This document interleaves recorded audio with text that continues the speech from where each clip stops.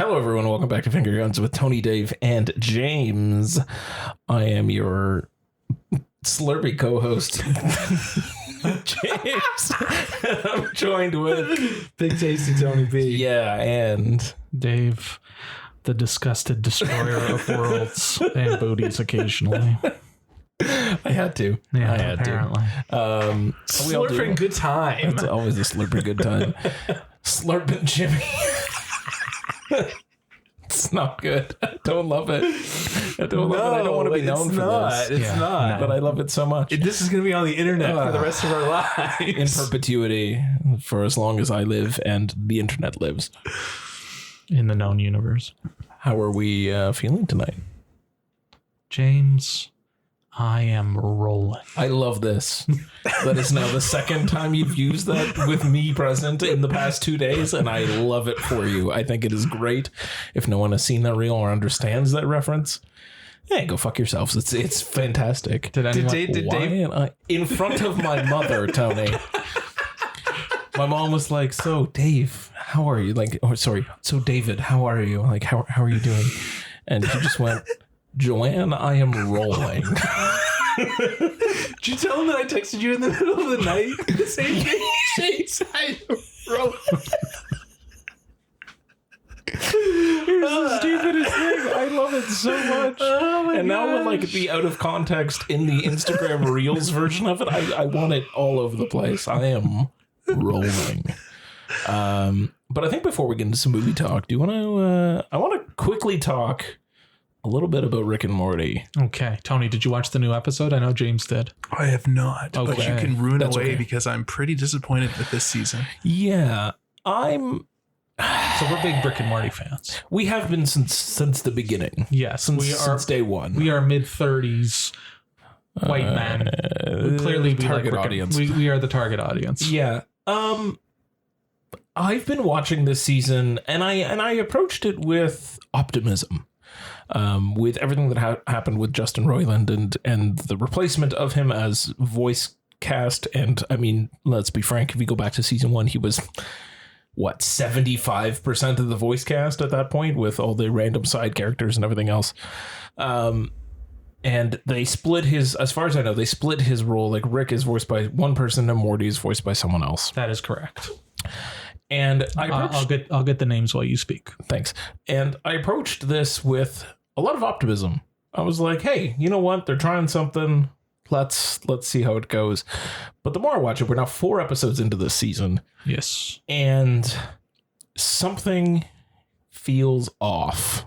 Yeah. Something just doesn't feel right. And it's not me even being like, oh, I know that something's different. It's something in to me, it's the tone of it is weird. In some of the delivery, in some of the approaches to the lines, like the lines are being read and they're being read in the correct voices because the people that they got to replace Justin Roiland. I have their names. Go for it. Yeah. Rick is played by Ian Cardoni, and Ian Cardoni. Morty is played by Harry Belden. Harry Belden. Yeah. I think they're both good at replicating the Rick and Morty voice respectively. I think the intonation is correct. The pitch is correct. It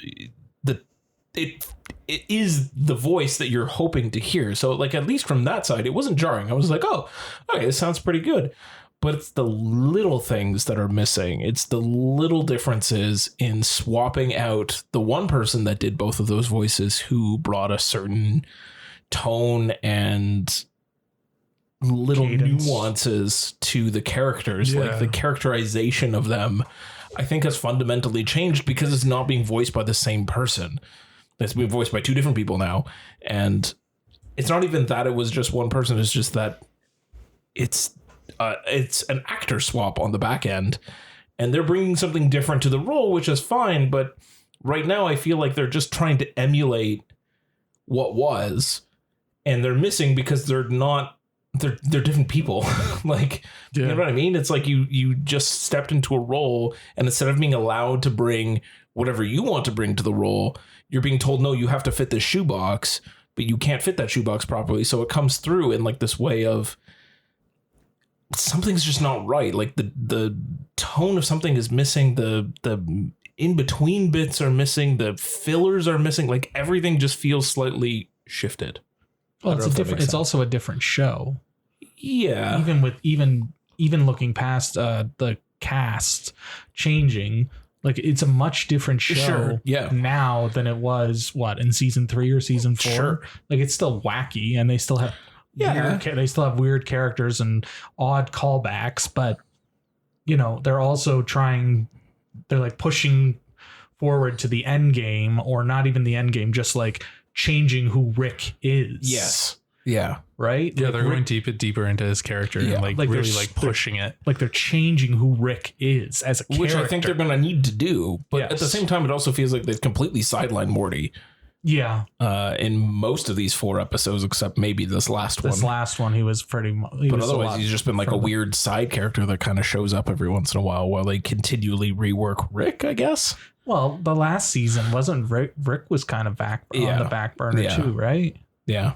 So, and they definitely upped, maybe not in this season so far, but like last season, Summer, fucking Jerry, and who's, what's the mom's name? Beth, and like Space Beth or whatever type thing. Like they were much more of the focus last season because they were definitely like between season 5 and season 6, you could tell that they were trying to pull back on Justin Roiland already. Yeah. Right. Yeah. And then they just needed the reason, and then they got rid of him. Yeah. Which is fine. Like, it is what it is. It is. It is what it is, and I don't know. I've been fine with these last 4 episodes. I think they've been pretty good. Like I love Bird Person and Squanchy. So show a whole episode with Bird Person, Squanchy, and Mr. Poopy Butthole, like, and that Gary. That one was good. Like I loved that episode, and I like Jericky. I thought that was funny, and I think that was a nice, like, a character thing for Jerry and Rick. I thought that was a good character building episode. And then, you know, the one before this one was what was it? Oh, it was Unity and fucking the President of the United States. Like that one I could take or leave. And then this one, I feel like it's going to be discussed a lot more in the coming weeks, probably, because I really don't want to ruin it for you because it is. I don't think everybody's seen it yet, so I think it's going to be like it's about suicide. Okay, like suicide is like a main topic in this episode. I'm probably going to end up watching it after you guys leave. Yeah, right. I assume so. But it's like it's a topic, it's just, the opening, like before the Adult Swim logo comes by, and there's a disclaimer. Yeah. So I definitely think it's going to be like immediately after watching it, I like went online to see if everybody was talking about it yet, and like it was starting. Yeah. So like it's definitely coming, and I feel like it's respectful, but it's also Rick and Morty. Yeah. So it's silly. Yeah. I don't disagree with the plots. I'm enjoying some of their storylines. It's just, I don't know, for me, there's 4 episodes now that I felt it of just like something feels off. Something's just not clicking correctly the way that it used to. I'm going to. I'm not going to stop watching it. I'm just saying something just feels wrong. And we're also 7 seasons deep. Yeah. And I think that's the thing. Like, that's what I was saying of just like trying to fit in a shoebox. It may be like, you know, the journey that they're taking with Rick will end up leading somewhere where I'll be like, okay, this is fine. But the way that it currently is right now, where it's in flux, and the season probably is just going to be looked at, maybe looking back, it'll be like, this is the influx season. The things need to shift around season, that we don't go back and rewatch all that much, but it just has to happen, and we'll see where it goes. But that's just how I feel. That's all. No, that's fine. I respect your opinion. And you might be right, but I've been enjoying it so far. And the Ian playing Rick, I've been fine with, but I can see it with Morty. I can definitely more so. Morty feels more than like Rick. Something. He just feels awkward, like more awkward than anything. Just with like, and even with his like line deliveries and everything, I just feel like the spirit of Morty is not really there. Well, you gotta give him some time, man. Yeah, like definitely get through this season, see how season 8 goes, and then we go from there. Yeah, right. Because it's also the problem is that they got fucking the order for God knows how many episodes, like 70 plus episodes that will bring them straight through to season 10. Like they, like at some point, like the creative juices have to go. Yeah. Yeah. Like, or they've already built out the trajectory of where the show goes and they need to get it to this point. True. Right. And they obviously are already doing that because the last season was about him trying, like the ultimate thing is he's trying to find the Rick that killed his family. Yeah. Right. So that, like, that's where it's building, obviously, too. Yeah. And they need to, like, change Rick from a drunken asshole grandfather to someone that their family actually respects. No, I don't disagree. Yep. And, you know, Space Beth. Oh, yeah. Although I need more Vat of Acid episodes. That was such a good episode. All timer. That was such a good episode. There were, like, I think that's also because, like, the last couple have had, like, some all-timers. Like, I love the Mr. Nimbus episode. Yeah. And Story Train was fun. the one where, and the one where Morty, like, with the sperm. Oh, God. Yeah. Yeah. Insane. Unhinged. Yeah. Unhinged is the right word. Anyway, you want to get into some actual movies now? Yeah, we can talk about movies. Fuck. All right, let's do it. Until you know the Rick and Morty movie. Yeah, and then we'll the inevitable. Inevitable. Let's do it.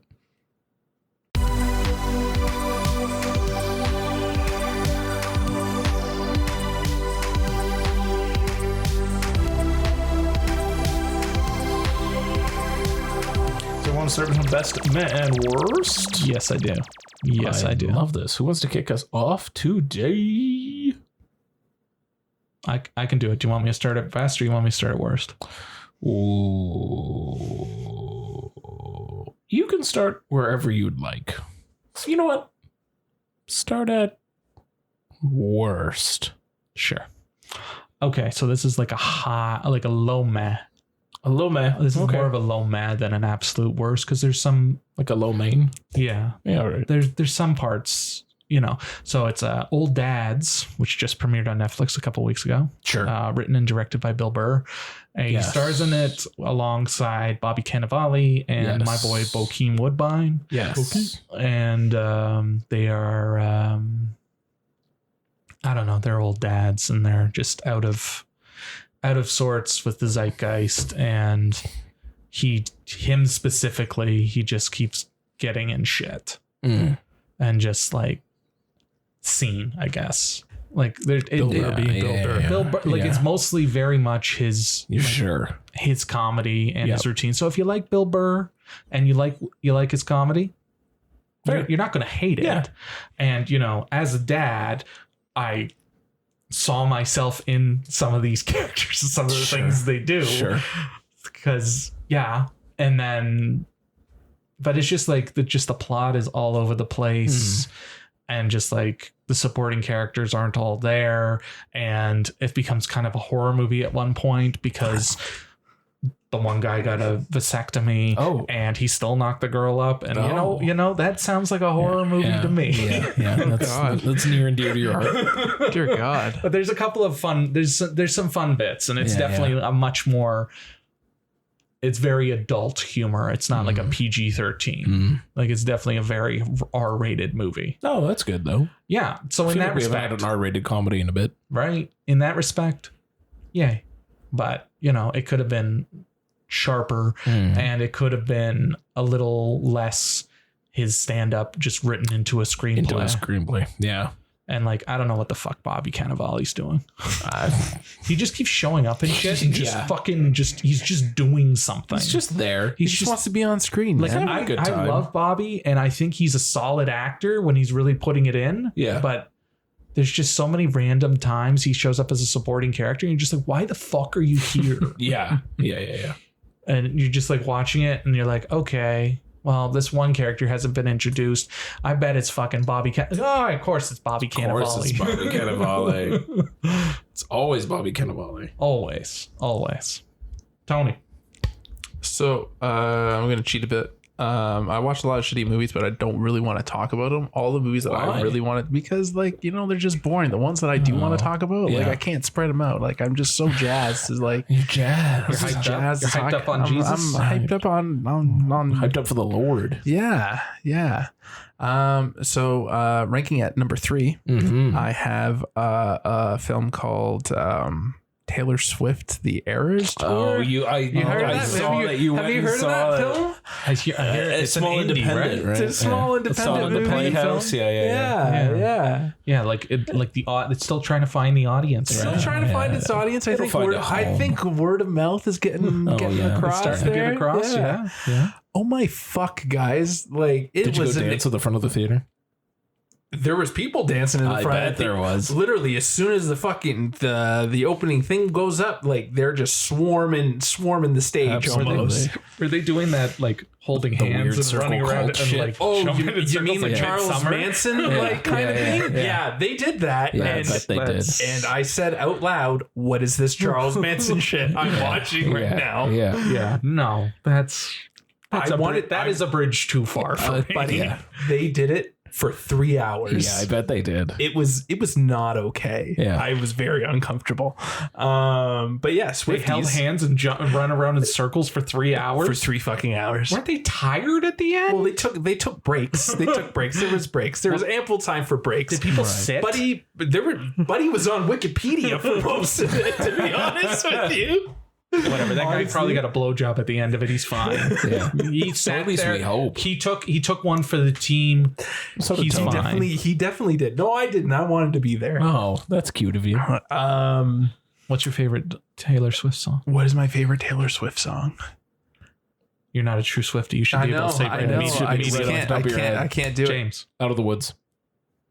Wildest Dreams, and they that's a good didn't one. fucking play it. Friend of the podcast, Daniel, from our Magic Mike episode, Yes. his favorite song is also Wildest Dreams, That's fair. and he was It's a very good tune. He was very pissed off that it was missed. yeah. It was pretty not Did jazzed. your 1989 Taylor's version of vinyl come in? Because mine did today. Oh, look at you! Nice. I can burn my other copy. I told Alyssa we can buy it, and she's like, "But we have it." I was like, No. "We don't have Taylor's version." No, you have fucking Big Scoot's version. You got to throw that in the bin. Yeah, fuck Is that nobody guy. gonna ask me what mine is? What's your favorite song? Shake It Off. Yeah, of course. It is. It is. It is Are you definitely kidding Shake me? It Off. He literally quotes it half the time in open conversation. This is true, but do better. I know I'm a basic bitch, but Yeah. it's definitely Shake It Off. I like that old 3 though. 1989. Good album. Good album. Cover to cover bangers. Bangers. Anyway, Fantastic show. I'm actually kind of glad that we missed out on tickets because that looked like a time.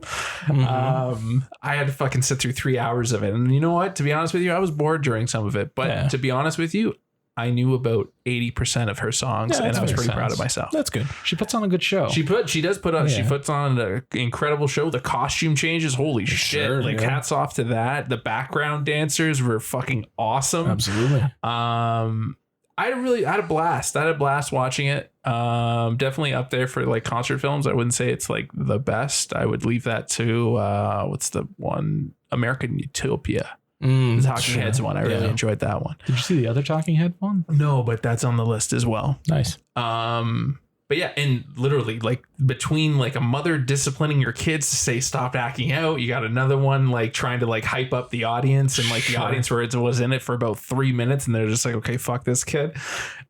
People were standing up, they were clapping, they were doing the chants.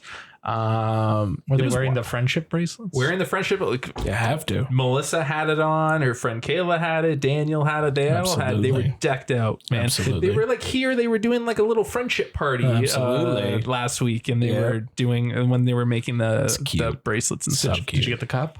Yes, we did have the cup. The cup is now an official drinking cup. Nice. Did you get the 10? Did you get the 10? Nope. Kayla got the bucket. Nice. So we got the drink. She got the bucket.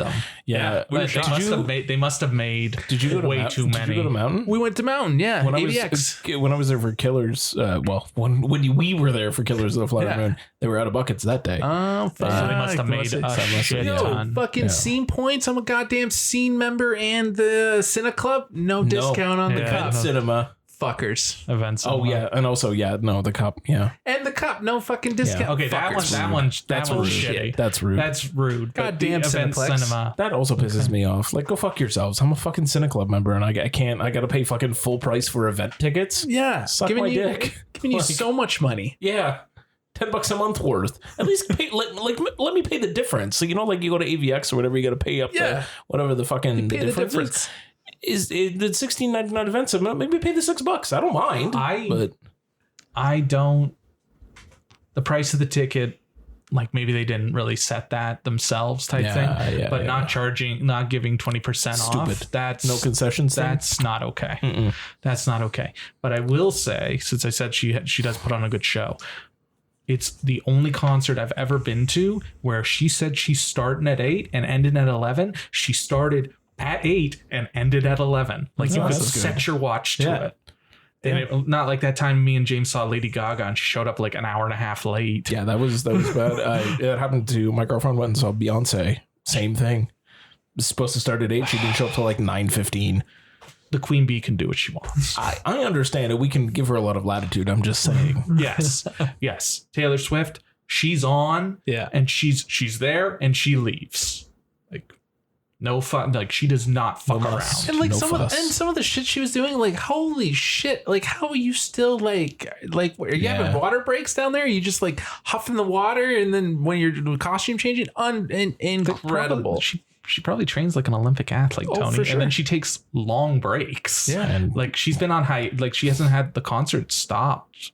Like just before the movie came out. Yeah. Like it doesn't start up again until later this month, I think. Like she is on break. Yeah. Like she's up with fucking what's his dick from Kansas Travis City? Kelce. Kansas City. Yeah. Going to football games. Football. Football. The With- Taylor Swift Sunday afternoon event. With ketchup and seemingly ranch. Balls. Go for it. But definitely go if you guys are into that shit. Go for I it. will watch it. Maybe not in the cinema, but I will watch it. I'm sure it'll find its way to something. But like hands down, I think back to all my theater experiences. You know, Spring Breakers is up there for sure. When we saw Joker, That was nutty. like nutty. Like that time Dave yelled at the couple right before Argo because he didn't want to move over. Like it's time. It's these kind of times that I'm going to remember, and Taylor Swift is going to be up there for sure.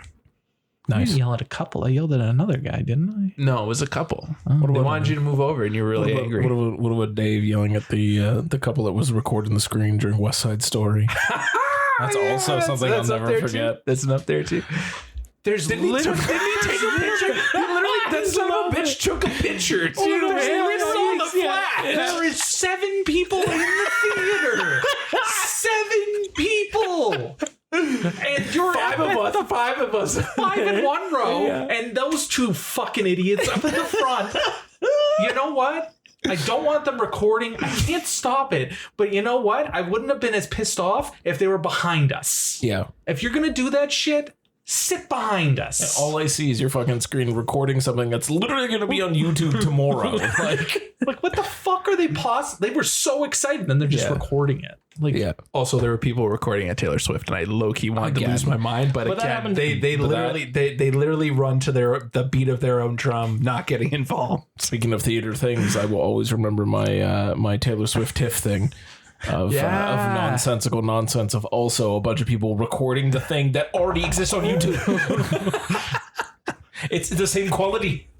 Like you've made it worse by recording it on your fucking phone. Like, are they Just spit on me. I'm sorry. like, do they go back and watch it? I don't know. Who is it for? Like, I get maybe recording the event, even though they probably didn't know that it was recorded. But then they also, but then I'm sure like 75% of that audience had no idea what TIFF even is. For sure. And I'll never forget the girl that bum rushed the stage and almost died in front of me when 7 security guards came out of the shadows and almost decked this girl who threw flowers at Taylor Swift's feet before Taylor went, no, it was just flowers, relax, and like saved this girl's life. And then she didn't even get thrown out. She got to go back to her seat like nothing happened. And I was like, what the fuck just happened here? Is it like that time where I was playing GTA and I opened the car door because I had 6 stars, and a cop just Came out of the sidewalk. out of out from under the car to arrest me. Yeah, that was that. Oh, insane. Anyway, I wish we theater went. experiences. I really wish we went. That was. I love seeing Nick, but yeah, I kind of wish we got to go. Yeah. You should have. It was something else. It was fine. We saw Nikki, like, you know what? And we hustled our way from the top to the bottom. Like, I was proud of how we did that night. You know what? You and I have seen Taylor Swift and been in the same room with Taylor Swift. You and I have seen Taylor Swift. You'll get there one day. I'm cool. One day. I'm cool. It's good. I was in a very intimate setting, and I'll take that. I just wanted to let you guys know I've been in company of Steven Spielberg. Yeah, that's and true. You both have not. True. Pardon? I was most certainly breathing the same air as Steven Spielberg. You saw Senor Spielberg. I was definitely breathing the same air. Here's non-New Mexican counterpart. I was definitely breathing the same air as him. Okay, Jimmy, fuck off. I'm going to take a sort of similar approach and just kind of, I feel like we don't really have a worst. We just all have kind of a low meh. I've been rewatching the Harry Potter series. So I'm just I want to talk about 2 of them that are kind of at the lower end of that. I also really need to talk about another movie, but I want to talk about Chamber of Secrets first and foremost. Sure. It's long. And I understand why they started changing things up after this movie as well, because it felt very by the book, by the numbers sort of thing by this one. It was just kind of Chris like Columbus. Chris Columbus doing exactly Chris Columbus all over again and without very much alteration or variation, even though it was a much darker story. I think it's I think it's one of the only one, like, I feel like it's the one where you're like, you read the book, you watch the movie, it's the same thing. Basically the same thing. It's but just so damned close. if you do and damned if you don't, though. For sure. Like, you have to, and I'll get to that in the next one I want to talk about. But I remember watching that movie religiously as a kid. Like, I had it on DVD and fancy, huh? Yes. And we also had it on DVD. It's true. And I had the first one on VHS and this one was on DVD. Times they are a changing. And my friend who lived down the street and I watched that movie like constantly. I think I've seen Chamber of Secrets, if I had to hazard a guess, upwards of 35 times. But you haven't watched Who Framed Roger Rabbit? Yes, I have. I thought you hadn't. No, I did when we talked about it. Oh, I thought you said that you hadn't. I hadn't up until then. Okay. I've corrected that blind spot. Good. Please. Fine. Please. Please. That was terrible, Roger Rabbit. It was. But Chamber of Secrets I watched a lot, and I remember loving it a lot as a kid, but it's probably because I was the correct age for Chamber of Secrets. Yeah, I had the similar viewing experience too when I was a kid, and I was just, I remember really liking this movie. And then I saw it again, and exactly what you're saying. You guys were also the right age. That's it. Yeah. And like we grew up at the right age for Harry Potter as it progressed. Yes. And now it's slightly older, but still. And I view it slightly through the lens of nostalgia, but going back and rewatching it, I'm just, now I look at things differently and I'm a little bit more critical of them and I go, I mean, it is for children, but I kind of wish it did different things instead of being so, but as you said, it's damned if you do, damned if you don't. And I feel like it just ended up being as kind of meh as it could be. It's fine. It's fine. Like it has great production design for sure. The set works great. Yeah. The snake is great. Yeah. Fucking Moaning Myrtle is great. Yeah. Kenneth Branagh. Oh fuck! I forgot Kenneth Branagh was in that movie. Yeah, man. He's fucking awesome in that movie. Fucking awesome in that movie. So he's still awesome in that movie. He's so Gilderoy Lockhart, right? Yeah. Yeah. So fucking good. But like the kids are still figuring it out and figuring out what they want to do, and like it changes a lot going forward. But I think it's also because the first one is definitely a children's film. Yeah. And then the second one still kind of is, but still kind of they're going slightly darker. They can't decide. They can't shit or get off the pot. And then they gave it to Alfonso, and he's like, I'm just gonna do what I want, man. Whatever the fuck I want. I'm gonna put these kids in. You want robes in your movie? Fuck off. No robes. They're wearing jeans and sweatshirts the entire time, and it's like what are you doing? I think that's probably one of the best, if not the best. But I still think it ends so weird because he's on the he's on his freeze frame. That weird. Yeah. A weird fucking ending. B. And now we're into Prisoner of Azkaban. Alfonso does so many different things in that movie, which is great. It was a huge shakeup to the formula that you got for the last two, but he also makes weird fucking decisions that then linger on. Like he set a tone that kind of continued. It switches here and there because like it was Alfonso, then it was Mike Newell for Goblet, and then it was Yates for the rest. Yeah. And once you get to Yates, you can still see the influence that Alfonso had on the series, but it's strange the choices that he made still. Like the non-robes thing is a very weird thing. I don't think they wear fucking school robes once in the entire movie. Like it is all jeans and sweaters, and I'm just like, what are we doing? Like, well, he's letting them be teenagers, right? Yeah, but it's just again, it's that fine line of like straying too close to the book, too close to the source material versus kind of setting a tone and being cinematic about it. And it juxtaposing it back to back between Chamber Sequence and Azkaban, they're polar opposites of each other. Yes. And it doesn't find that middle line. It does later on. I think like they figure it out as it goes, but even though Yates movies are very boilerplate and they all look the same. Yeah, they all look exactly the same. But it helps. The consistency at that point kind of helps too to tell the rest of that story. But they also had fallen into the characters, right? Exactly. A lot of things started coming into place, and like it's still in the third movie, they were still figuring it out. They were still children. They were still trying to like they were child actors who had to figure their shit out. Mm-hmm. Anyway, Chamber Secrets, kind of Prisoner of Azkaban, well shot, inventive, different. Wonderful in that regard. Weird choices. I really need to rewatch them. I haven't watched them in a long weird time. Choices. The freeze frame ending is the most whack fucking shit. I don't remember that. It's very weird. And also the weird Jamaican thing in the night bus. It doesn't hold up as well. Bus, oh my god. The night bus doesn't hold up as well. There's a lot of things that don't hold up to scrutiny. Okay. I'm not disagreeing. I'm just saying, watching it again, I was like, oh, right, that's here. It's fine. Like the books were a little more racist than we give them credit for. I mean, it is J.K. Rowling we're talking about here, but that's an entirely other topic. If the shoe fits. Yeah. Let's save that for the J.K. Rowling episode. Oh God. Yeah. Dave, go. All right. So my meh is it might be controversial, but so hopefully the fans don't hate me on this one. But my meh was a little film called Night of the Creeps from 1986, directed by Fred Decker, who wrote and directed it. He also did The Monster Squad. Nice. Which is a better film. But all right.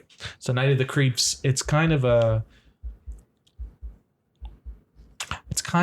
sci-fi movie, kind of a comedy, kind of a horror movie, kind of an amalgamation of all of them, and can't decide what kind of tone it wants to be. Right. And it's kind of all over the place for the first two acts, right, until it finally becomes a zombie film at the end of the movie, and it fucks hard.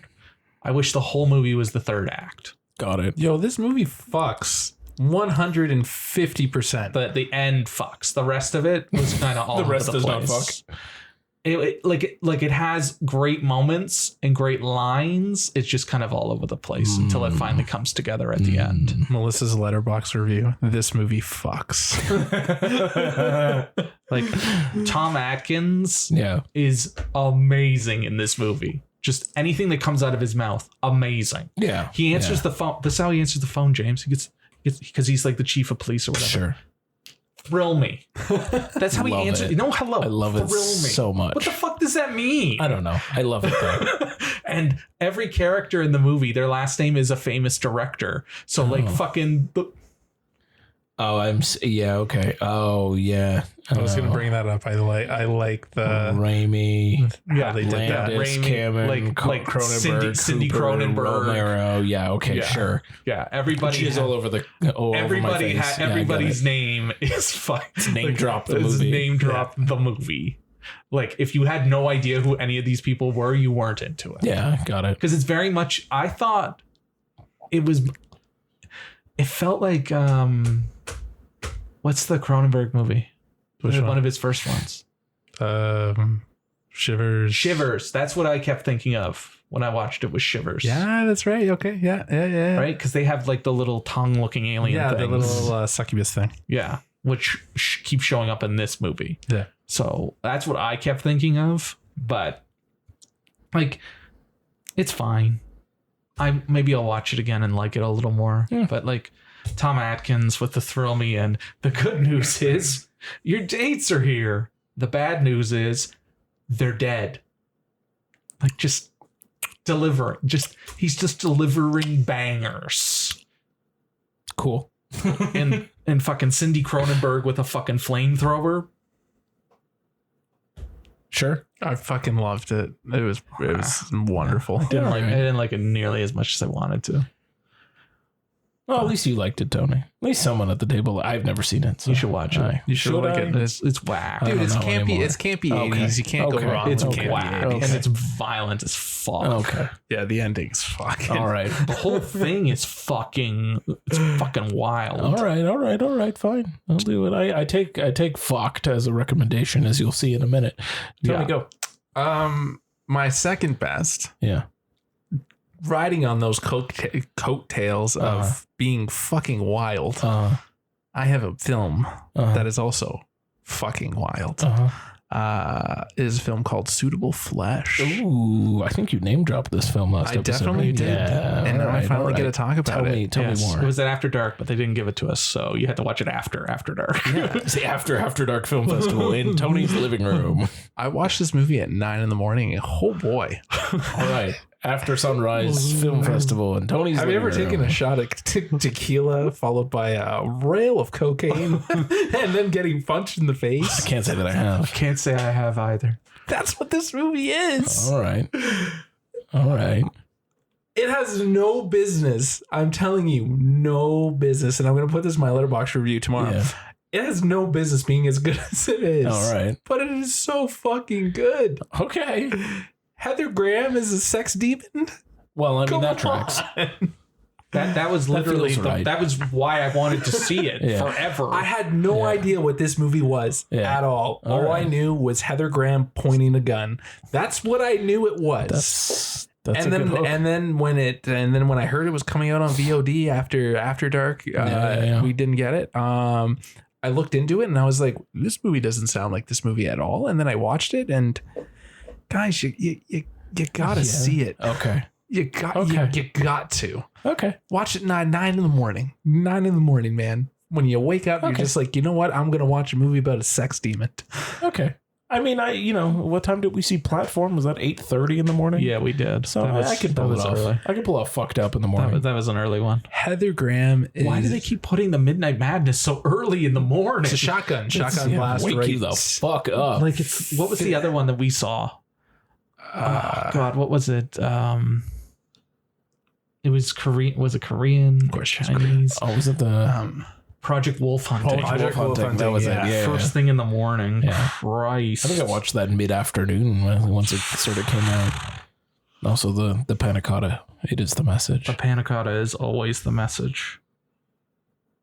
So Suitable Flesh. Suitable Flesh. I keep going on about Heather Graham, but I need to go on about Judah Lewis. Is that how you say his name?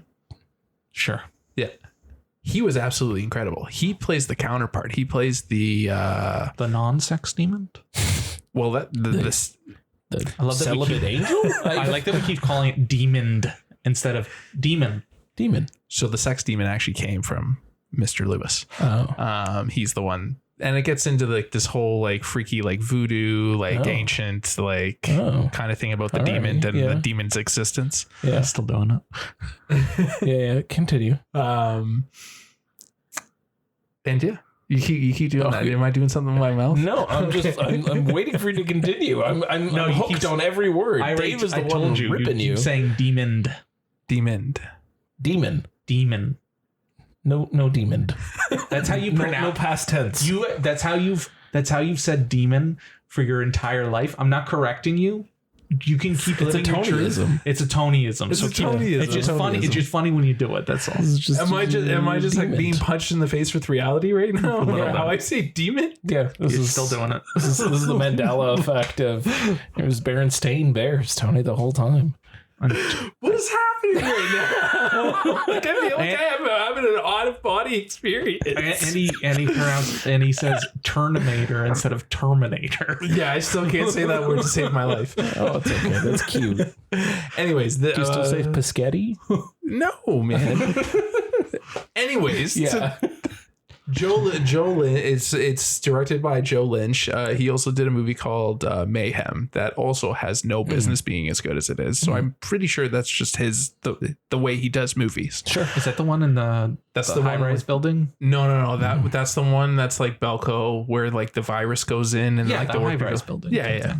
With my girl Steve Yeun is in it. Yeun and my girl Samara Weaving. Yeah, I got it. I was trying to think of what her last name was. My girl Samara. Anyways, go see this movie. Done. My girl Barbara Crampton is in it as well, and she is fucking fantastic. You need to see this movie. All right. Definitely, you both need to. She was I will watch it on again it too, I believe. What's that? I think she produced it too. Yeah, wouldn't surprise me at all. Yeah. Nice. A little bit of Freaky Friday too in there too. It's body swapping. It's goopy. It's not goopy. I love it. It's fucking violent though. I love this. And it's just a slamming a good time. Yeah, I love this. Seek this out immediately. Second best. Well, since I kind of talked about two movies in the last one, and I'm also just now hyped up from Tony's enthralling review of Suitable Flesh. And I know we've talked about it already, but I need to talk about When Evil Lurks. Did we get any reader feedback or listener feedback from Argentina is right now? Argentinian I don't know, listeners? but now I'm so concerned. What the actual fuck? Yeah. I mean, I went into this with as much as you told me in the podcast, which was not very much. And I walked away a changed person. This is true. There is pre When Evil Lurks and post When Evil Lurks you, and you figure it out after you finished watching that movie. And holy sweet mother of God, what the fuck? Yeah. That was insane. Yeah. Probably one of the most insane experiences I've had. Right. And like, it has the right elements of so many different things. There's sort of that like body horror element that was going on. There's the absolute over the top violence. Some of the most creepy, horrific images that I've ever seen. That entire one moment that I shall not name because I don't want to spoil that for anybody, but like, oh my God. Yeah. I lack words to. It goes from 1 to 1 billion real quick. Right away. Like it doesn't like it. There's like no rest. No. It is fucking from minute one. Like from minute there's gunshots in the neighbor's field. It's go. The gas is stepped on hard and it is not let off until the credits start rolling at the end because holy sweet fuck. Yeah. Like that's a possession film that is nuts to even think about. The whole thing with the goat, I'm never going to remove that image from my head in a while. The thing at the end with there's a whole bunch of random nonsense in someone's mouth. I'm never gonna forget that. Yeah. The bodies in the floor. I just there's so much that was just and you couldn't stop. Like I immediately So I have two coworkers that I used to work with more regularly before COVID.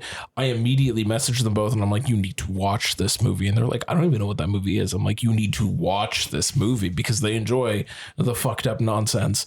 My one coworker's favorite movie series is all of Human Centipede, all of it. Which I kind of draw the line on that one. I draw the line. You know what? I saw this One and went, was enough. You'll okay. If you can tolerate all of that, you can tolerate almost anything. But here, watch that. And she came back and the only thing she said was, that was fucked up. And I was like, yeah. It's so like, I am so concerned for the well-being of Argentina at this point. The entire country of Argentina.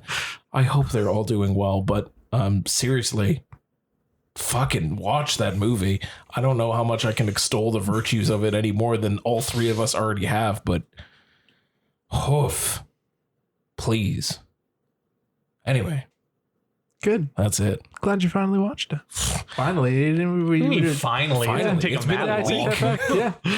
Yeah, You told me about it. yeah. And I you watched it. immediately. I'm proud of you. I couldn't not. It was too glowing review, and then I'm so happy that I did. Oh my god. Good.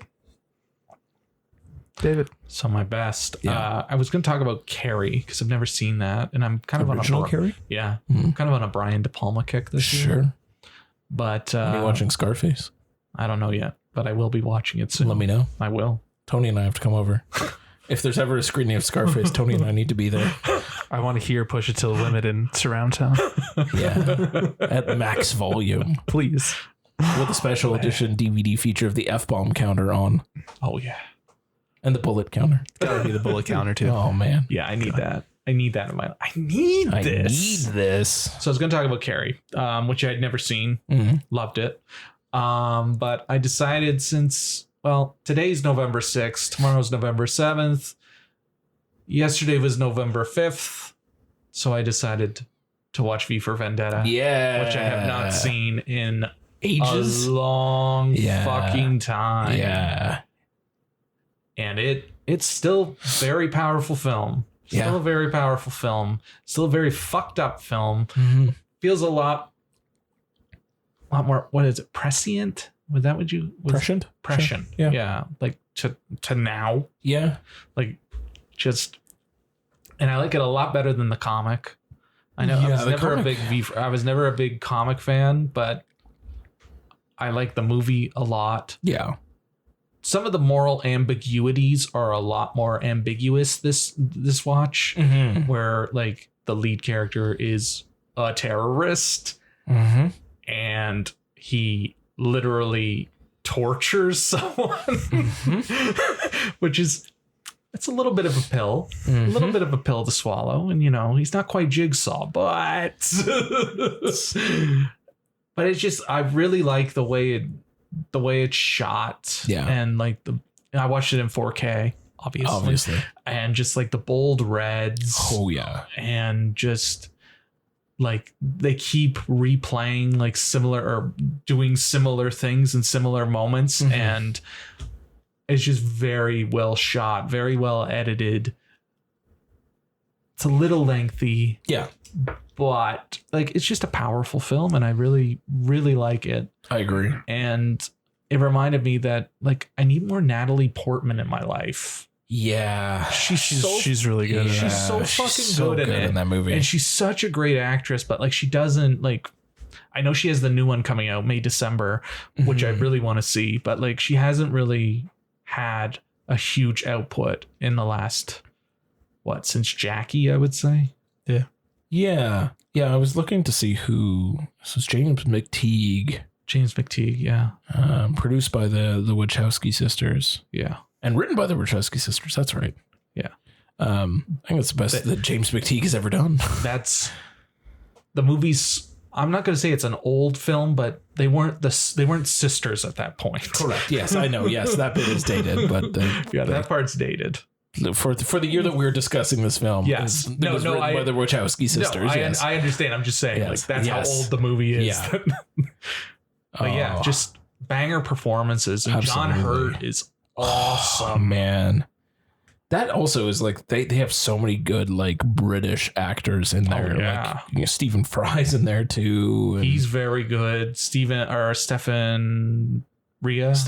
Yeah. He's really good. And your boy Eddie Marzan is in there too. Yeah, he's awesome. Yeah. It's fantastic. It's horrific. Like Yeah, I think it's pretty fucking like horrific. I'm pretty sure me and Melissa watched that during COVID or shortly after COVID. It's pretty And fucking it, like horrific. it hit in a very uncomfortable way. Yeah. Yeah. It's very, very like Big Brother Yeah. fucking. Yeah. It feels different after watching it, or it feels different going through a pandemic and then watching that movie. Yeah. Yeah, I'd imagine that's kind of Chad Stahelski's in that. Oh yeah. Yeah. He's one of the stunt guys, and he doubles for V a couple of times. Yeah. Who plays V? Hugo Weaving. Yeah, he's fucking. Or he does the fantastic. voice. He does the voice. He does the Yeah. voice, and he's V sometimes. Like they Yeah. keep changing who V is behind Yeah. the mask, because you never. think he they're never never takes the supposed to, mask yeah. off. Yeah, and I think there was something too that they did cast someone else. yes. God, I had his name, James Purefoy. Yeah. And so like he was cast, and then he had scheduling issues, but like some of the movie it's him. It's him, but it doesn't matter because you can't see it. So it's just Hugo Weaving's overdub of everything. But Yeah. Yeah. Hugo But Weaving even like brings his the right monologues, man, like brings the right. Other than the cheese. one with all the V, like the It's 97 silly. V's. That one's silly. That one is silly, but that It's one's silly. like ripped out of the graphic novel. Graphic it is what it novel, is. Yeah. But yeah, it feels a lot different after going through COVID, and it feels a lot different with being a little more ambiguous with the morals and Yeah. needing to empathize with an actual psychotic terrorist. Yeah. I mean, that was another one that I watched like 35 times when I was younger. It was 2005. I was like 15, 16, like that. That was the right amount of time for that movie to come out and really hit me where I enjoyed it. But I haven't been back since, and I feel like I should watch it again. Yeah. It was quite good. Quite Yeah. good. Good call. Mm-hmm. Tone. I'm gonna ride on Dave's coattails again. Yeah. Another James McTeague movie. No, just of way back playback movies that hit differently now. Sure. I recently revisited a film near and dear to my heart. Mm-hmm. It is a film called American Psycho. Oh. Fun. That movie hits a lot differently today than it did when I was in high school. Sure. And Is it because you no longer have to return videosapes? oh my Christ! I have to Literally, return the some fucking videotapes. the next day, I walked into my buddy's office and I talked to him. And I'm like, I gotta go. He's like, where are you going? He just got here. I was like, I gotta return some videotapes. And he died. He was like best reference ever. Yeah, the movie, like we needed something on Halloween, and I was like, hey Mel, like I've been really meaning to see this again. Like I really want you to watch it. It's an important one for sure. And she was like, okay, let's go. And yeah, at the end of the movie, she's like, I don't get it. Sure. And I played a video, and she's like, can you get a video for me? So I was like, I get an explanation video for her. Yeah. And she's like, I still don't get it. And I was like, cool. Watch it another 10 times. Maybe you'll get it. Because like I'm at like 15. No, I'm at like 30, 35. Yeah. I think you need help. That's a problem. It's an Dude, issue. it's just such a great fucking movie. Christian Bale, holy shit! That's the one that got him Batman. Yeah. Yeah, I believe it. I fucking believe it. That movie switched completely into the satirical comedic territory for me. It's not a horror movie by any stretch it's of the not. means. It's not a horror movie by any means. But like, It's got some bits, but I think it's fucking hilarious. I was laughing so hard. fucked up And hilarious. like, Melissa's looking at me during some of this, and she's like, "That wasn't funny." I was like, "Oh, it is the darkest black comedy you can possibly get to. I think it would hit better for all of us if like we lived through 80s yuppie 80s and early 90s yuppie culture, because I think that would make it even funnier. Oh, sure. Yeah. But I just randomly say to people, I'm just like, you feel that? That's bone. But there's like lettering. Oh, the recessed lettering. there'd be so many times where I'm just Jerking off to each other's Let's wait until we see Paul Allen. and like fucking Patrick having like an extra like what's the fucking word? Extra. Come on, help me out. He's having a crisis. Extra existential crisis. exactly over these guys with fucking business cards. Yeah. Like there were so many moments where I look over at Melissa and I'm just like, Melissa, like, watch this. Is this Like, is listen- this Dorsey? listen. Yes, of course. Some other fucking restaurant. And she's just sitting there like a fucking deer caught in headlights during his like skincare routine. yeah. She's like, I'm living Oh, for this yeah. guy's routine. Yeah, no shit. That's an entire fucking chapter in the book of him just fucking jerking off to himself. Yeah, it's a facsimile of a human. It's fucking insane. But like, there's so many all-timer scenes in that. Like, we're laughing about the business card one.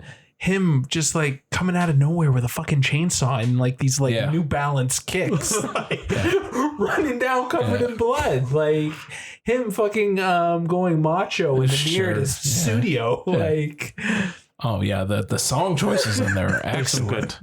him in a raincoat, fucking dancing with an axe. I can't not think of Huey Lewis of the News any other way. It's true. And she was, and even Melissa, she's like, "Is that why you like this fucking song so much?" I was like, "That's exactly why I like the fucking song." I like the song before, but I like it better now. Yes. Yeah. But there's just so many all-timer things, and she was just like, "This is actually like really misogynistic." Like this, I was like, Yeah, "It's that's on the point. purpose. it's on purpose, and it's written by a woman and directed by a woman. Yeah. She knew, she knew what she was doing." That is the point. The whole reason that Christian Bale got that role is because he was the only actor that got it, that understood the deep darkness, And like he went like above and beyond to get that role. He wanted that role. Yeah, and it shows.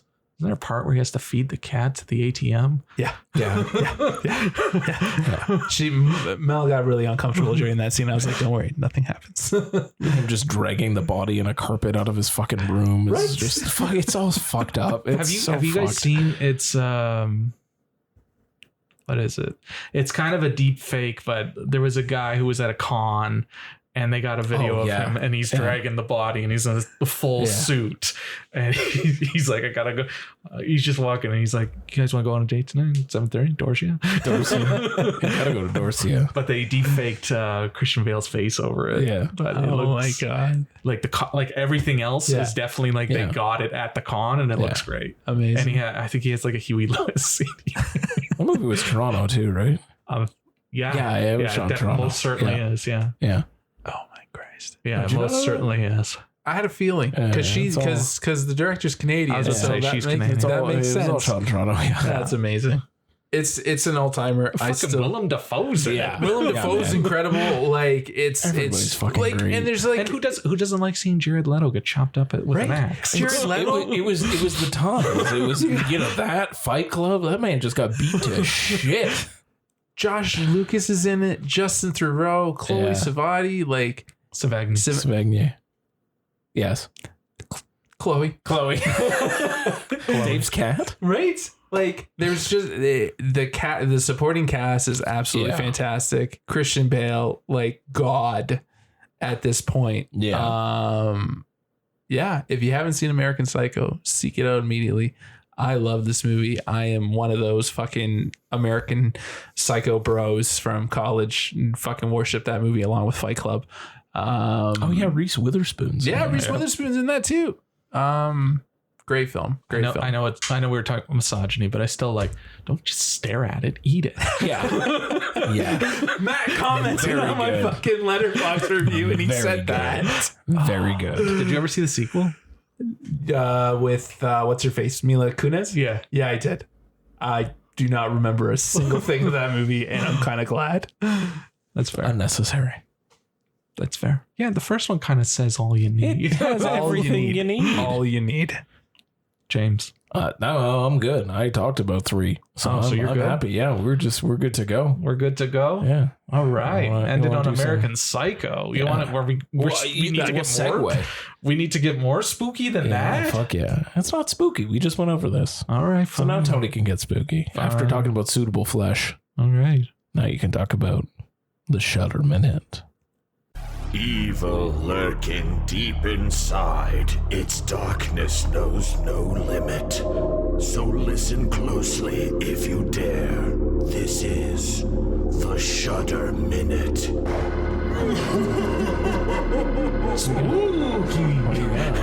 All right, for the new Shudder Minute, it came out on Monday. It's kind of a mouthful. I'm gonna hopefully say it and not screw up. All right, I'm here for you. This movie is called The Demon.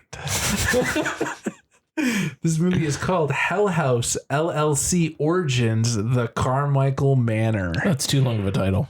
Have you seen Hell House LLC? So this is what I'm going to say. This movie is the fourth of the Hell House LLC. I didn't even know there was 4. Have you seen any of the I Hell have House not LLC? seen this. So this review is going to be kind of biased because I have not seen a Hell House. This is my first Hell House. I've only remember the first one because like people talk about it. Obviously, there's 4 of them, so Right. there's a following.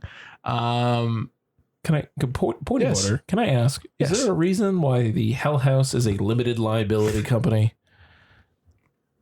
All right, so 4 movies unexplained. Carry on. It's probably the found footage and it's like a haunted house, isn't it? basically, and there's But like a family, why? like The that kind of thing. LLC? Because they were running a haunted house. The first one's about a haunted house and 15 Okay. people get killed and then they have to go investigate that kind of thing. Maybe that's the LLC bit. All right, Maybe, carry on. Maybe. Again, I told you this review's going to be biased. I've not seen a Hell House LLC before. Apparently, the next episode is just going to be devoted to us discussing the Hell House. The quadrilogy. Quadrilogy. all on Shudder. Thank you, Shudder. Anyways, Hell House LLC Origins: The Carmichael Manor. It's too much. Carry on. You can just call it Carmichael at this point. You know what? I was actually on board. I was on board for 2/3 of the movie. Okay. Does a good job of introducing the story. You got some people that are doing a podcast, and they're of course, and they're doing true crime, and they're investigating the Carmichael family. Right. And they go to the house where some murders were, and shit goes sideways. Imagine that. Imagine that. I will give this film points because I was watching it about 2:30 in the morning in the pitch black. I love when Tony watches random movies at random times. Yeah. And I got about 45 minutes in, and you know what? And I was like, I think I'm going to pause this because if I watch it anymore, I'm probably going to piss myself. Oh, okay. It was fucking terrifying. Okay. It was really, really terrifying. So I stopped it, continued in the morning. And then what happens is it does so well of building dread. You got this atmosphere, you got this creepiness. I like the found footage. It's been a while since I've seen a found footage movie, so I really appreciated it. Sure. And then it gets to the third act and then everything falls apart. Oh, And I just that's sad. it starts relying on, the shit that Paranormal Activity made famous. Starts doing that. And it starts going into those found footage tropes and everything, and then it all becomes the same again. And then that's really about it. But I will give it points. It was very interesting. I liked it. I'm gonna seek out Hell House LLC now. Sure. They did make a callback to the second one. I only know that because I did a little bit of light reading after I watched the movie, and before I watched the movie as well. So I know the second one's about a hotel, and they keep referencing the hotel. So obviously they're referencing the second one. Right.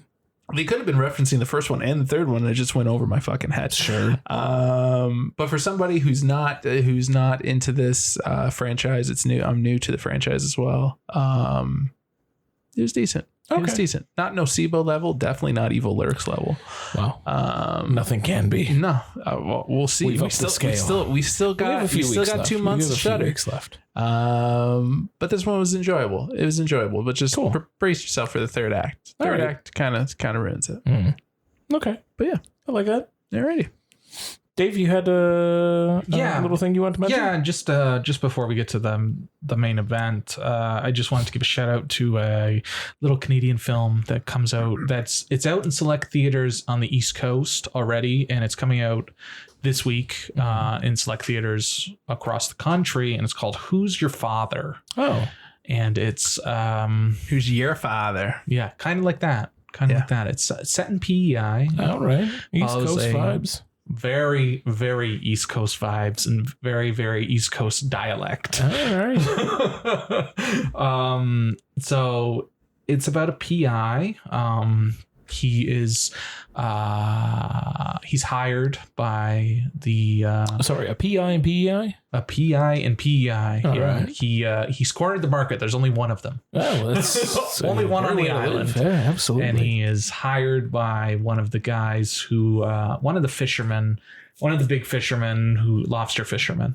I just want to keep saying the word fisherman. Because there's something going on with the black market lobster trade, and he needs to find out what's going on. This feels hyper niche. Carry on. Very, very hyper niche. And once he gets to the port town, it's just like he meets a cacophony of odd characters that just say odd shit or like know too much about their neighbors, and just like it just keeps he's in over his head. Right. Seems like a pretty bad PI. Yeah, he's not great. He's not great. And just it felt very Big Lebowski-esque, where like every scene, like there's someone else who's fucking wacky shows up. Like he meets this character, and this character's connected to this character who's connected to this character. And a lot of lobster. And good. Yeah, it's charming. It's amusing. It's a little long in the tooth. It's 110 minutes. But the performances are great. The lead actor, his name is Chris Locke. He was on Mr. D and Run the Burbs. Is that what it's called? And then the other one, his co-lead is Susan Kent, who was a writer on This Hour Has 22 Minutes. And they're both really good together, and they're really good apart, and it's just very charming. Oh, that's nice. And we love Canadian cinema here Absolutely. at Finger Guns, and we got to really give a shout out for it. So yeah, comes out this week in select theaters. If you're into black market lobster tales, you should definitely check it out. Who isn't? It's true. And it'll be on VOD next month. Nice. But yeah, charming little Canadian picture. That director, his name's Jeremy Larder. Yeah.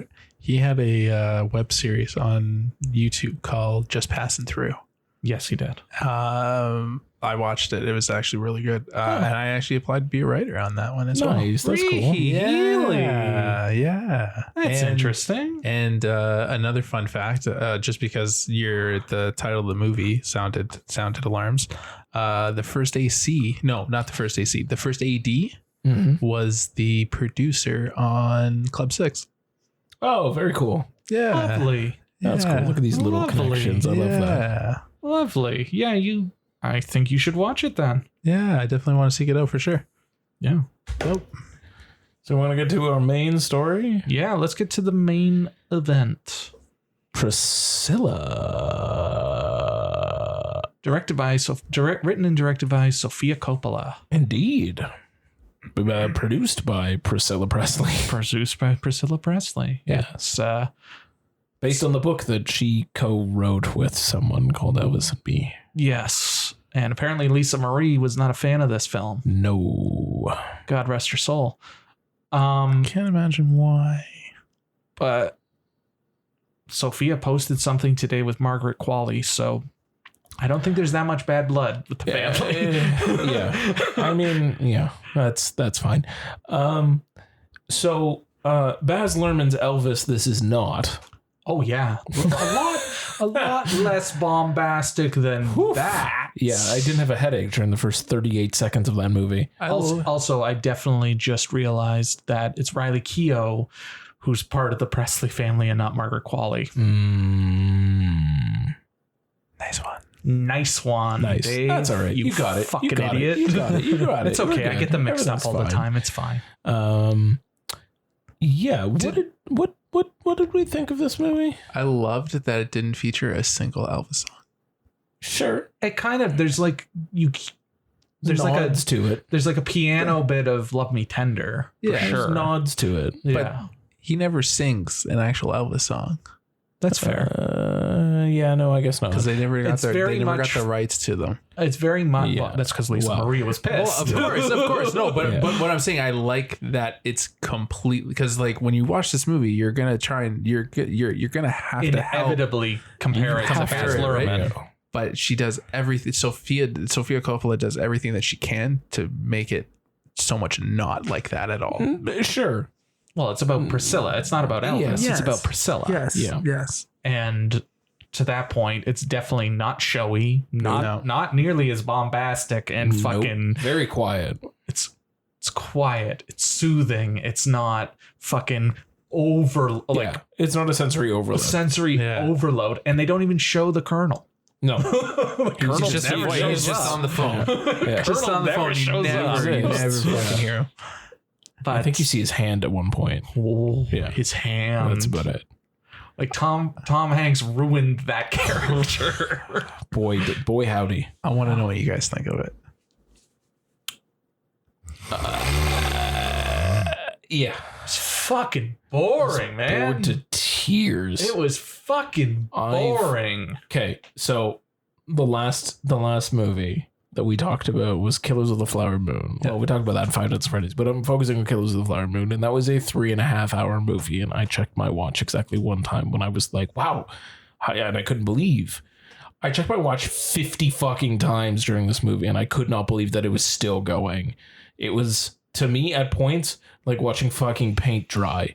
And beyond that, towards the end, and I don't know if you guys felt this too, in the beginning half of this felt pretty cohesive, following along.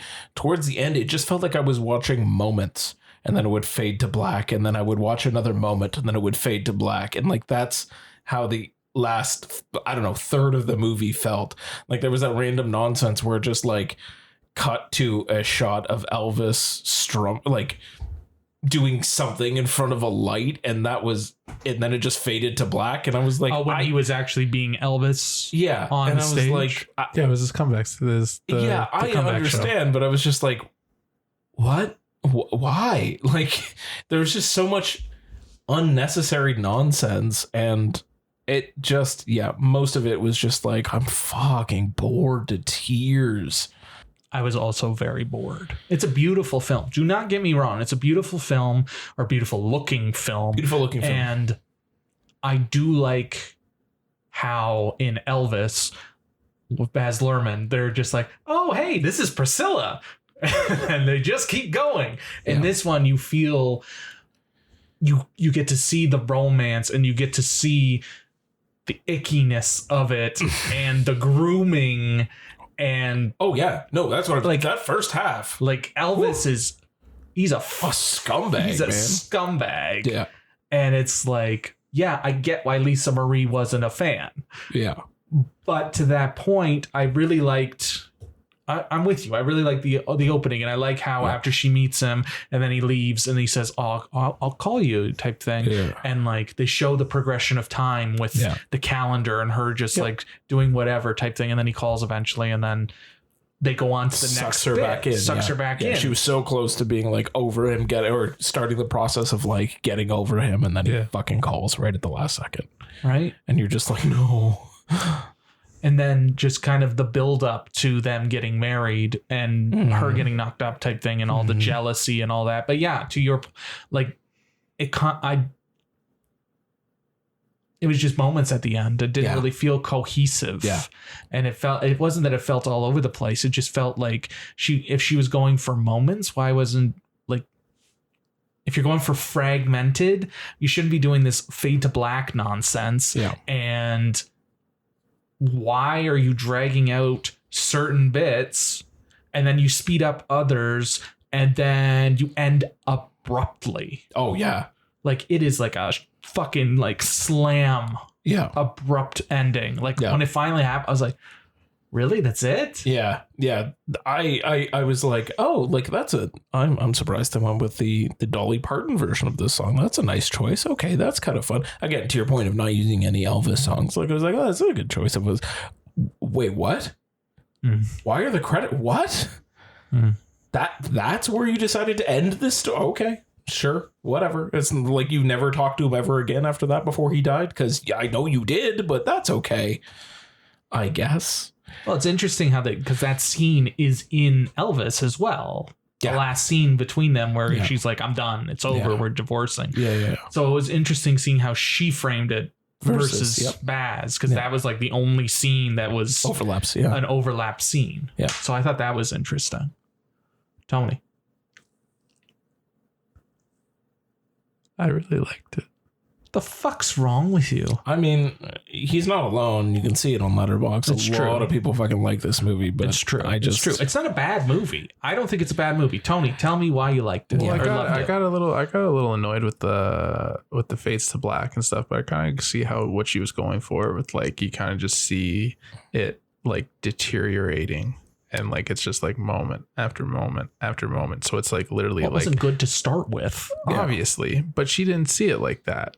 She was just enthralled that, like, you know, Elvis really likes her, and, like, you know, she's so bored in Germany and like she just needs some fun, and then Elvis comes along and like he starts feeding her pills and he starts feeding her pills and this stuff, and you just really see that, like, you know, like she was in over her head and she was in a shitty situation, right? And like then he's a predator. And then he's a predator, but you can also see that Elvis is over his head and he didn't fucking know what the hell's going on either, right? So he's not even in a frame of mind to take care of himself. And then he has this girl, right, who's like everything to him, and then you see that, like, a daughter, and then right, and then but like you just see Elvis differently, and you can see that, like, you know, when he blows up at her and then he comes right back and he's just like, oh my god, baby, I'm so sorry, like, you know, that wasn't me, like, you know, I get a horrifically abusive relationship, right? That's the grooming. But yes, carry on. It was just you see it in a different light, and you see the groomingness, the unsettlingness, and how uncomfortable it is. Like, I wanted to scream at the screen during that the dress scene. Oh, when he tells her that it's not her color or whatever, and she looks amazing in it. No, yeah, and then just like just like fucking Elvis sitting there, and all of his fucking buddies beside him are all older than fucking Elvis is, and they're all like commenting on her and everything. I'm like, why is no one fucking doing anything? Because he's Elvis, right? But yeah, I don't know. I can see why you guys hate it. It's very mundane. I didn't hate it. I will posit this back. Yes, I agree. You're kind of seeing this toxic relationship build and then fall apart. Yeah. But I throw this back at you in a different light of, to me, the way that the movie stops being cohesive in the back half and having these weird moments took away the moment when she, like, divorces him, didn't land in a way that I would have wanted that movie to land it. Like, it felt like it had no weight to it. It was just like, I'm divorcing you. And I went, yeah, okay, I guess. Like, it didn't do enough to deteriorate things in her eyes by that point. Like, because she was all rose-colored glasses up until a certain point, and then the moment it started deteriorating, that's when these fucking moments started coming in. And I think it just kind of ruined a performance that could have been great by just slicing everything up until these moments, and the calendar jumps became larger and larger. And like, I think at one point it was like Lisa Marie was born, and then the very next shot she's like standing up in her crib. I'm like, that's not how babies work. That is not. Let me tell you, what? That is not how babies work. Like, you know what I mean? Like, it just started getting a little bit wishy-washy. Like, in the beginning, they were so good about, like, you're seeing the calendar fall off. You're seeing her, like, go through this and become sort of really sad and brokenhearted over this man. And then in the end, they just kind of were just like, oh, we got to get to the ending somehow. And it just felt like, here's a moment. I'm with James on this. I do think that there needed to be, if they're going to go with the moment motif, I think they needed like one or two more moments. Oh, for sure. Yeah. Of the deterioration, just or her come to Jesus moment. Just to land it better. To land it. Yeah. Okay. I like that's fair. That's a fair assumption. Yeah. I got the thing assessment, for me, not assumption. Assessment. The thing for me is I got sucked in with the two-hander between Kaylee Spaney and Jacob Elordi. Exactly. the chemistry between them was absolutely amazing. I really liked it. Are we gonna say even though it was icky? Even though it was icky, but like they play off each other so well, right? Yes, there is. Right. And she, is this her first role? Maybe her first major role. First major role. She's definitely been around for a bit. I don't recognize her. She was in Vice. She was in. Oh yeah, okay. So she's had a couple times at the El Royale. Yeah. She was. Was she the sister in that? I think she was the sister. She must have been Rose Summer Spring. Yeah. Yeah. So she must have been the sister. Yeah. She was also Mayor of Easttown. Oh yeah. Good show. And Pack Rim Uprising for some reason. Still but anyway, they were just so good together, and they play off each other very well. Obviously, what's his name again? Jacob Elordi. He's in Saltburn too. He's obviously playing into his Nate persona and bringing that euphoria role into this, right? Because you see it in the blow-ups for sure. But like, what was the actress's name again? Kaylee Spaney. She absolutely kills it, and it's like her. It's what, James? You obviously want to disagree with me, so no, go. I love the big hair. Yeah. And it reminded me of Jackie. It reminded me of a lot, right? And like also, movie. Literally, I'm watching this movie, and it reminds me of Jackie, and it reminds me of Spencer as well. Yes, right. And that, like, to an extent, like that dreamy, that like look, right? And like that's what her role reminded me of. Yes. And also at moments I was just like, she's got a Natalie Portman look to her. That's the Jackie vibe. As soon as the hairdo started coming in, that's when Jackie really started to. But she didn't have a moment like Natalie Portman has in Jackie, where like she's like goes to the mirror after he gets shot, and she's like cleaning herself up. Like that is like that is an amazing fucking moment, and you remember it, but I don't think there is a moment like that in Priscilla. Correct. And that, so to me, her whole thing was peaks and valleys of, that's fair. When she was with Jacob Elordi, yes, I agree with you. It worked very well. When the thing that I felt was lacking was any time that she needed to be the one that explodes and blows up and actually like gets mad about the situation that she's in. Her performance just did nothing for me.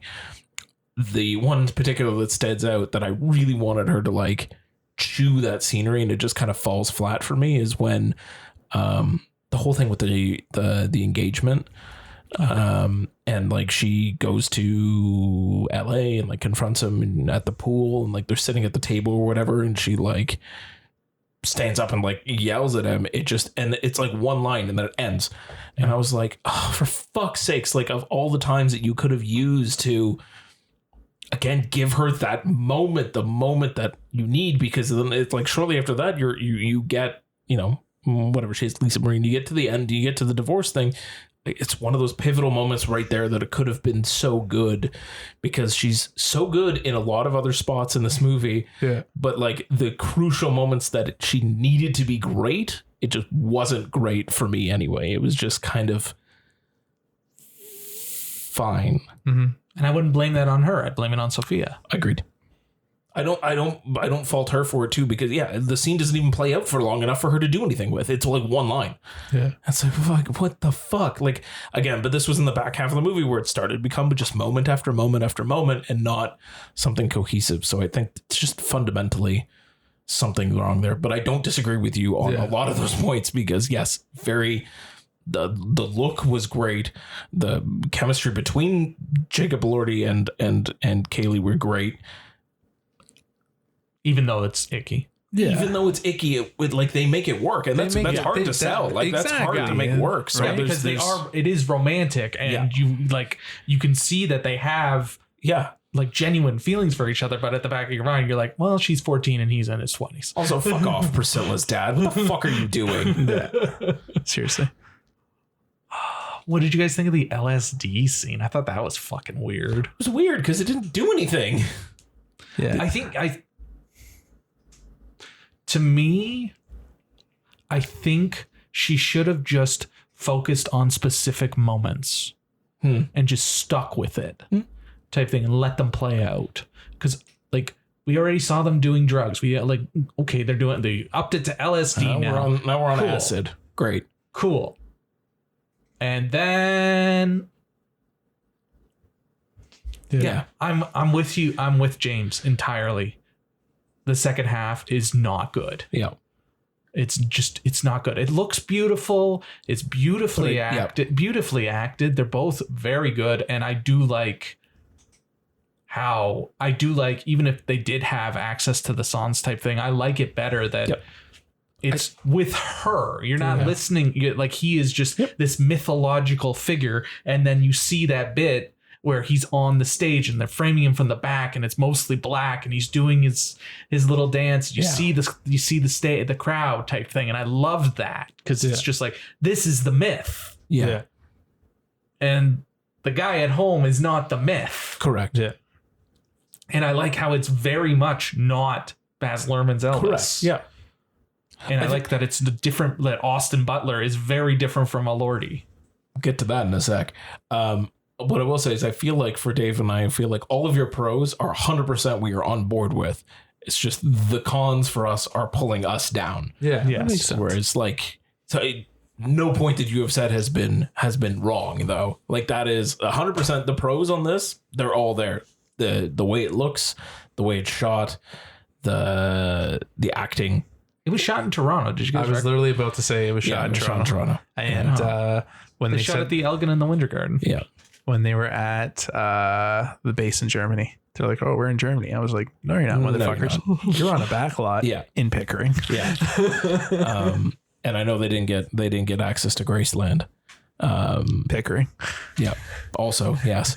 Because it looked the interior looked great though. It looked exactly like it did in the movie, and I was going to ask you. It was close. There was things that were just slightly off about it because obviously they couldn't copy it verbatim because then, I'm sure Lisa Marie would have shit all over this movie, but because they still, like, the Presley family et al. Still uses that house. Like, Graceland is still a residence first and foremost. Did they shoot Elvis at Graceland? Yes. Okay. Yes. Because I was remembering back to Elvis, and like they kept showing the foyer type thing in the living room, and I was like, that looked pretty similar to what it looks like in Elvis. But you notice that they really only showed like 3 rooms in that house, and it was mainly actually realistically 2 rooms. And yeah, it's not quite accurate, but it had the right vibe. Yeah, like it's a low budget movie, and like it had the right vibe. Yeah. Austin Butler versus Jacob Elordi as Elvis. Understanding that it is giving 2 different performances. One being the more showy stage performance persona of Elvis, and this one being the not. I don't know if you can compare them. Can you? He does. Could you put Jacob Elordi in Baz Luhrmann's Elvis? No. And could you put Austin Butler this way? I think you could. I think you could be able to put Austin Butler this way. Yeah. Like I really liked Elordi, and I liked he had the mannerisms down, and he had the voice. The cadence was great. Yeah. He did a lot of work on that for sure. Yeah, well, not as much as Austin Butler, where he Austin talked Butler like it for a year and a half. Can't get out of it. He's stuck. He is Elvis now. He took on the spirit of Elvis. He's a white. He's a white. He's a white. What a fucking whack scene. Go. Elordi does well. Sometimes I wasn't on board with the accent. And right, because it comes in a little bit, comes out a little bit, but he does a good job. Yeah, and the reason why Butler could probably be in this, right, because this was very much like a character piece, like very much like like an actor getting into the role kind of thing, and that's where he would come into play, right? But if you put Elordi in and Baz's, it just wouldn't work because he doesn't have the flash that Butler does. The full persona. But we don't know if he does or doesn't because the movie doesn't show gives him it gives him the behind the weird myth silhouette. The myth, exactly. Yeah, I wanted to like it a lot more. I'm very hit and miss with Sofia Coppola. Yeah. But I wanted to like it more. Me too. But I thought Spaney was great. I think this is a great, like, she won Best Actress at Venice. I get it. And I hope she continues to rise up. But yeah, to me, it's a misstep on the Sofia Coppola. Yeah, I would say so. It's definitely not top tier. No, but it wasn't the worst. Yeah, what's the worst? Bling Ring. I didn't or hate Somewhere. Bling Ring. Yeah, Somewhere. I like On the Rocks. Do you like On the Rocks? It was decent, but it's like it doesn't like I wouldn't hold it in high regard like Virgin Suicides or Lost in Translation. Yeah, well, those are already the those are the pinnacles, right? Yeah. This movie ain't reaching those heights. No, not even close. Not even close. No. Yeah, I mean, like I don't hate this movie, but yeah, I think it's still I don't objectively like it a lot. Film. Yeah, it's just not a great film. I'm glad we got a new Sofia Coppola. Oh, sure. I'm glad. Yeah, I'm really glad. Yeah. And because it was shot in Toronto, I recognized some of the actors. I'm pretty sure it was his grandmother. His grandmother's Lynn Griffin. And if we're coming full circle, she was also in Club 6. Fuck off. Shit you not. Is it her? I'm just going to look up Club 6. See if she shows up. I don't know how deep she's buried on this list. She was like billed like friggin' 9th or 10th on the credits in the movie. Yeah, that's not her. Elvis, Captain Bolio, Jerry, Ann Bolio, Alan Vernon. Was Vernon? No, she's not. Right. Yeah, he's right. Yeah, she's not credited on Letterboxd, but she's credited on. He's right. Cool. Yeah. And she's in the new Goyen movie too. Yeah. Ugh.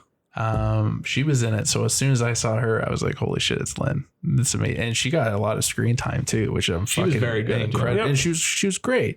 And another one was Larry, the spiritual guy. He has literally one scene. Yeah, that guy's name is Austin Ball, and I worked with him on Esmeralda's Castle. Oh, cool. Me and him fucking set up dolly track together. Nice. It's fucking hilarious, Nice. right? And I'm looking at the credits, and one of the second unit grips I used to work with when I worked in lighting and grip. Nice. Some of the camera team are like frequent customers in the camera department. I see them all the time. It was just great. It was great to see the credits, and I was like, "Holy shit! I know I have these people." Cool. So why the fuck didn't you work on it? This was my next question too. Right. Missed opportunities Mistakes were made. Yeah. We did a bit for it. I remember it coming up when it was filming, and we could have gone to set. We could have met Sophia. Maybe she could have introduced us to Francis. I just want a bottle of wine. That's all I got a bottle of wine over there from the Coppola one. Yeah, definitely. I want the Coppola Tasters pack that pairs with movies. He had to sell it. He sold the winery to just pay for the new movie. Yeah, makes sense. Rough is right. But like, I'm just honestly, like, I'm just glad we live in a year. This year has not been great for some people, but like cinematically, is that a word? Cinematically, we've gotten new films from Christopher Nolan, Marty Scorsese. We got another one from Sofia Coppola. We're getting one from Ridley Scott. Got another one from Ari Aster. Like we've been spoiled to see that. We've been spoiled this year. Yeah.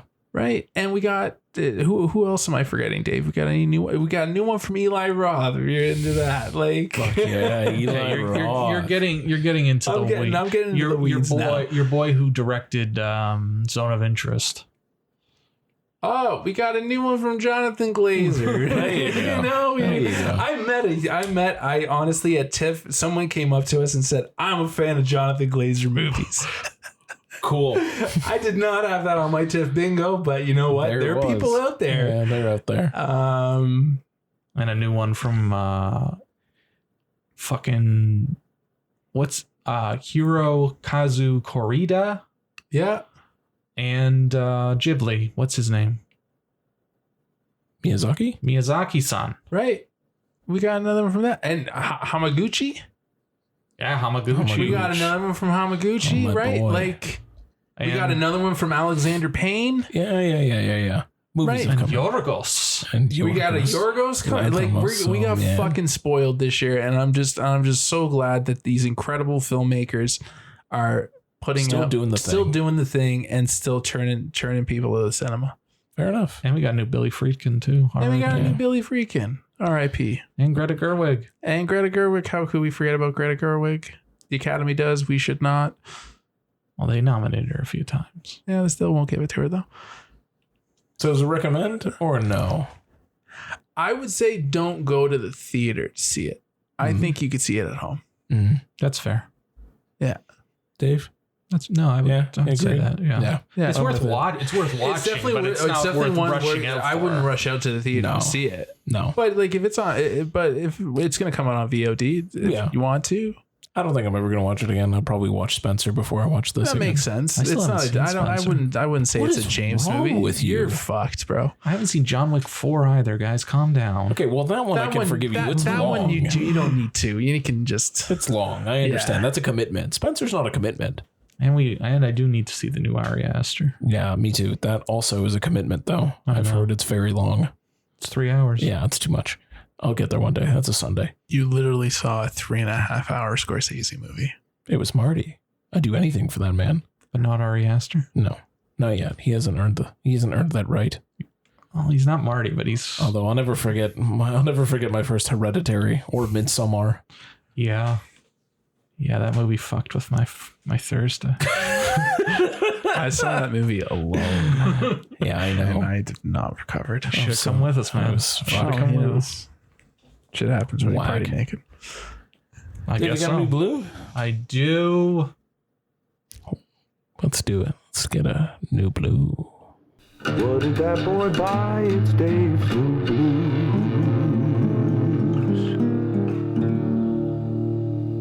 So what do you got for us? What's our show and tell? I don't have it None on show, me. all tell? All show or all tell. It's Peter Weir's Witness from 1985. Witness. Starring Harrison Ford, Kelly McGillis, Kelly McGillis. and Lucas Haas. Huh. I don't even know what the fuck this movie is. Okay, so this is a new Arrow joint. And it was nominated for Best Picture, and it won Best Editing and Best Original Screenplay, and it is the first and only time Harrison Ford has ever been nominated for an Oscar. Wow. Wow is right. That's insane. Wow Was is not right. even nominated for Fugitive. Nope. Wow. Nope. They don't care. They don't. It's true. And they didn't give it to him for Indiana Jones. Also whack. What Super the fuck? whack. Is he going to get just like a fucking late stage, like a lifetime achievement award at this point? I'm assuming he will. Anyways, Yeah. so this mother and her son, it's Kelly McGillis and Lucas Haas. They are Amish. Oh. And they are traveling to the big city to go see her sister. Okay. And they lost the husband for reasons. He's at the train station. He has to pee, so he goes to go take a piss, and he sees some guy at the washing his hands. Doesn't think anything of it, and then he hears other people come in, and then he watches them murder the guy. Oh shit. And then he manages to not be seen. Right. Really thrilling. Right. And then Harrison Ford is the cop who interrogates him, or not interrogates, like questions him. Yeah. They're trying to find the guy who did it. Yeah. And it's spoilers. It's Danny Glover that did it. And he keeps trying. He's like, well, he's a black guy type thing. So they like show him pictures, show him stuff type thing. And then when they're at the police station, sure enough, he's like, the kid's just walking around, just looking around, and he finds Danny Glover's picture. And Danny Glover is like a top guy in narcotics. Oh shit. Thing. And the guy, like Harrison Ford, his name in the movie is John Book, which I think is weird. Is he by the book? So kind of. So he tells his superior, and his superior is in on it. So he has to go. He has to go lay low in Amish country. And film. Oh my god. That's the setup? That's the setup. Holy shit. How long is that setup? 45 minutes? That's a lot it has to get through. I would say about a half hour in. They're on the way to Amish country. And half the movie's in Pennsylvania Dutch, which is a choice. But it's a really beautiful looking movie. Yeah. And Peter Weir, like I'm not a big Peter Weir fan type thing, but he spends a lot of time, an inordinate amount of time, just like watching people just kind of look at each other type thing. Like there's a romantic subplot, obviously. Of course. Kelly McGillis and Harrison Ford. And like a lot of the steaminess is just like them just like catching glances. Yeah. Passing glances. Does he call anybody English? I don't think so. Does he raise a barn? He does. Yeah, that's it. All right. He does help. He does help raise a barn. Alexander Godunov is one of the lead Amish people, and you will remember him as Carl from Die Hard. Oh, sure. Yeah. Nice. Carl. Love Carl. Poor guy. And another young gentleman who helps raise the barn, and he's like in a couple of shots, is a very, very, very young Viggo Mortensen. Oh, wow. He gets like one line in the movie. Wow. But I was like, that's Viggo. Wow. So That's wild. like, it's very lo-fi and it's not very showy, but just like there's some genuinely like thrilling moments. Cool. And like there's some edge of your seat nonsense that happens, and just Is that after they raise the barn? well, yeah, Oh, obviously, okay. obviously, but it's not an intense movie, Nice. but it's very, very good, Cool. very, very good, and looks great on 4K. There's a little bit of graininess to it, but I'm assuming that's also because they weren't filming with proper lighting. Yeah. But the barn raising scene looks amazing. Nice. And then it comes with the usual stack of special features, my art cards, Sure. my double-sided poster, my Sure. 60-page perfect bound book. Yep. Any essays? Oh, there is plenty of essays. Any hand jobs? Yeah, plenty of essays, and they're like I read them afterward. I read some of them afterwards, and they are very, very in depth. Nice. But yeah, I've never seen Witness, and I thought it was great. Cool. I've never seen that. I've never even heard of it. So I knew it existed, yeah. but I'd never seen it, and I didn't realize it was nominated for so many fucking Academy Awards. Yeah. But I knew it. I knew it was the one for Harrison Ford. Yeah. So I was looking forward to watching it, and he's doing his usual Harrison Ford, but I think it's the quiet glances. That's what he nails. Got it. And I think that's what got him the nomination. Nice. He lost to William Hurt for Kiss of the Spider Woman. I think that's what it's I don't called. even what the fuck is that? I don't really know what it is either. And after he hurt what's her name? Marley Matlin? Like I don't care to know what it is. Sure. Yeah. Kiss of the Spider. Sometimes you pull out a movie from like the Academy Award back in like, I don't know, the 70s or 80s. And you're like, the fuck is that movie? Yeah. But all right. I'm glad you liked it. It's worth watching. Nice. Worth checking out. Worth picking up. If you don't want the Happy Hand Job edition, I'm sure there will be a single disc version coming out next year. Probably. Nice. But yeah, that's Witness. Sweet. I think does that about wrap us up then for this episode? I think so. It was a lot of fun. Yeah. We're back to our normal scheduled program, like 2 weeks, or do I have to record yet another one of these episodes like next week? I'm assuming we're going to be recording in like 2 or 3 days. Like, yeah, no, it's just nonstop. We'll just record every other day until the end of the year. Pump them out. Yeah, it's fine. Pump them out, baby. Bring them out. There we go. Thanks, Dave. You're welcome. For everyone else, we'll catch you guys in 2 weeks, and if you can before I see it, go check out Eli Roth's Thanksgiving, because I can't wait for that stupid fucking movie. Not the Marvels. No, fuck the Marvels. Eli Roth's Thanksgiving.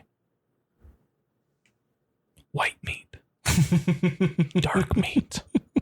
All will be carved. Okay, bye.